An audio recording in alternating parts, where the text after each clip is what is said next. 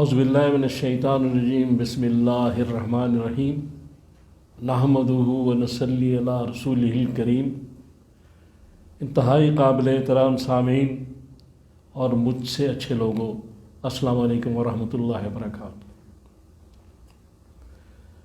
آج قرآن پاک کی سورہ احزاب کی آیت نمبر 56، اس میں اللہ تعالیٰ نے فرمایا، بسم اللہ الرحمن الرحیم، ان اللہ و ملائکتہ یصلون علی النبی یا ایھا الذین آمنوا صلوا علیہ وسلموا تسلیما، کہ اللہ اور اس کے فرشتے نبی صلی اللہ علیہ وسلم پہ درود بھیجتے ہیں، اور اے مومنو تم بھی درود اور سلام بھیجو۔ یہ بڑے ایک نرالے انداز سے اللہ تعالیٰ نے قرآن پاک میں اس کا ذکر فرمایا کہ اللہ تعالیٰ اور اس کے فرشتے، یعنی اللہ تعالیٰ اور اس کے فرشتوں کا معمول عمل اور دستور یہ ہے کہ نبی صلی اللہ علیہ وآلہ وسلم پہ درود و سلام بھیجیں، اور پھر اس کے بعد اپنی مخلوق سے کہہ رہے ہم سے کہ تم بھی میرے اس محبوب عمل میں شریک ہو جاؤ، شامل ہو جاؤ۔ یعنی اتنی محبت ہے حضور صلی اللہ علیہ وسلم سے اللہ تعالیٰ کو۔ میں یہ سمجھتا ہوں کہ جو شخص زیادہ نمازیں پڑھتا ہے، وہ نماز پڑھنے سے رسول اللہ صلی اللہ علیہ وسلم زیادہ خوش ہوتے ہیں، چونکہ آپ کی آنکھوں کی ٹھنڈک ہے نماز۔ اور جو زیادہ درود شریف پڑھتا ہے اس سے اللہ تعالیٰ خوش ہوتے ہیں، چونکہ اللہ کا عمل ہے۔ تو اب چیز یہ ہے کہ یعنی عجیب بات ہے کہ نبی صلی اللہ علیہ وسلم کی تعریف حمد و ثنا سے اللہ خوش ہوتے ہیں، اور اللہ کی تعریف اور حمد و ثنا سے حضور خوش ہوتے ہیں۔ یہ آپس میں معاملہ ہے۔ تو اب گزارش یہ ہے کہ اللہ تبارک تعالیٰ اور فرشتے جب درود بھیج رہے ہیں تو پھر ہمیں کیوں حکم دیا جا رہا ہے؟ چونکہ اللہ تبارک تعالیٰ خود ہی برکات نازل فرما رہے ہیں، حضور پر سلامتی بھیج رہے ہیں، برکتیں بھیج رہے ہیں، اور فرشتے دعا کر رہے ہیں اللہ سے، تو ہمیں یہ دعا کیوں بتائی گئی کہ ہم بھی اللہ سے دعا کریں؟ وہ اس لیے علماء یہ کہتے ہیں کہ اس سے اللہ تعالیٰ ہمارے گناہوں کی بخشش چاہتا ہے، کہ حضور کو تو اس کی ضرورت نہیں، اس درود شریف کی حضور کو ضرورت نہیں، تو اللہ تعالیٰ بھیج رہا ہے، لیکن ہمیں اس کی بڑی ضرورت ہے کہ ہم اس پڑھیں اور ہم اس سے ہمارے اللہ تعالیٰ گناہ معاف کرے اور ہماری نیکیوں میں اضافہ کرے۔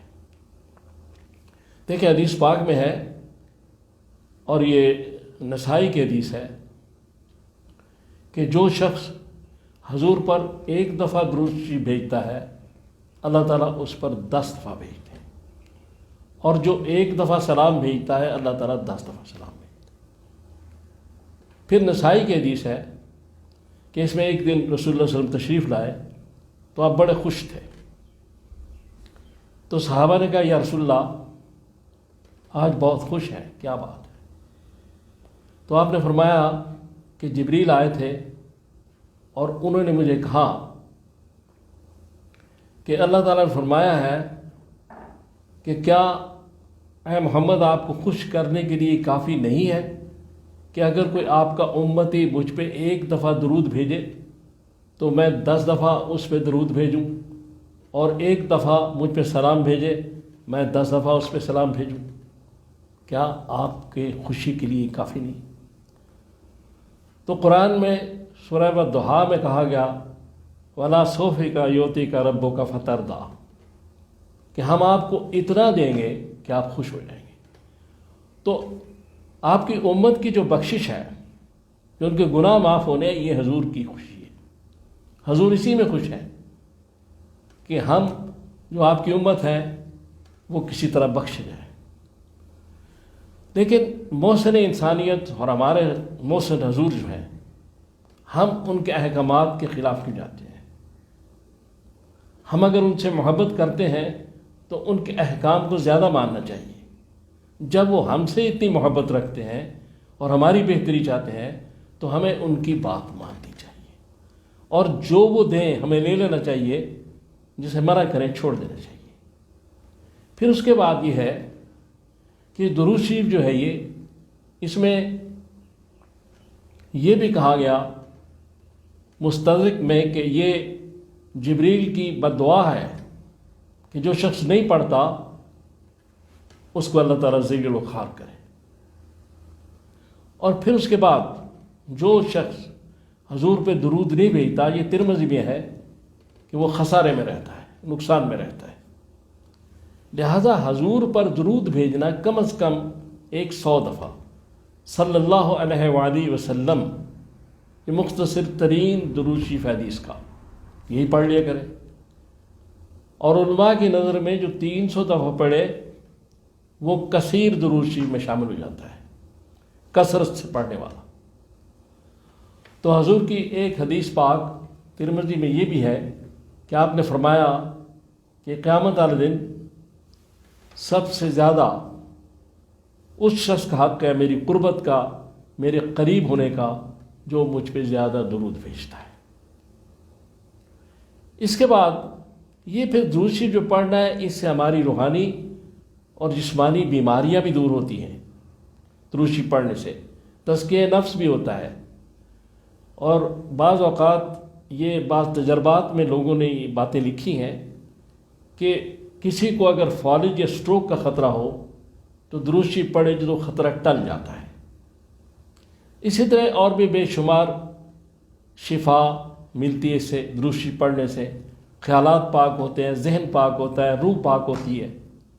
نبی پاک کا ذکر نبی پاک کے لیے، اور پھر یہ واحد دعا ہے جو اللہ تعالیٰ رد نہیں فرماتے، یعنی ایسی دعا جو نبی پاک کے لیے۔ تو اس لیے ہمیں کوشش کرنی چاہیے کہ ہم زیادہ سے زیادہ درود شریف پڑھیں اور اس کی برکات سے فائدہ اٹھائیں، چونکہ یہ تو سمجھیں اگر ایک دفعہ پڑھا تو اتنی برکتیں، اور 100 دفعہ پڑھا تو پھر اس کو آپ ملٹی پلائی کر لیں، پھر اس جتنا بھی پڑھیں گے۔ اور پھر اس میں پابندی کوئی نہیں، بغیر وضو کے پڑھ سکتے ہیں، لیٹے پڑھ سکتے ہیں، چلتے پڑھ سکتے ہیں، بیٹھے ہوئے پڑھ سکتے ہیں، کھڑے ہو کے پڑھ سکتے ہیں، کوئی پابندی نہیں۔ نماز کے لیے تو پابندی ہے کہ وضو کیا جائے، اس میں پابندی بھی کوئی نہیں، لیکن باب وضو پڑھنا چاہیے، بہتر یہی ہے۔ لیکن اگر ویسے آدمی پڑھنا چاہے تو اس کی بھی اجازت ہے، اس کا بھی فائدہ ہوگا۔ اس لیے حضور صلی اللہ تعالیٰ علیہ وآلہ وسلم نے ہم پہ جو مہربانیاں فرمائی ہیں، ہم پہ جو کرم کیا ہے، ہم ایک امتی کی حیثیت سے اگر یہ چھوٹا سا تحفہ جو ہمارے لیے تو بڑے اعزاز کی بات ہے، وہ اگر پیش کر دیا جائے تو اللہ تعالیٰ جو ہے وہ خوش ہوتا ہے، اس کا نبی خوش ہوتا ہے، دونوں خوش ہو جائیں تو بات ختم ہو گئی، معاملہ ٹھیک ہو گیا، وارے نیارے ہو گئے۔ تو اللہ تعالیٰ سے دعا کرے اللہ تعالیٰ مجھے اور آپ کو توفیق دے کہ میں نے جو باتیں کی ہیں ہم ان پہ عمل کر سکیں۔ صلی اللہ تعالیٰ علی خیر خلقہ محمد وآلہ وصحبہ اجمعین برحمتک یا رب۔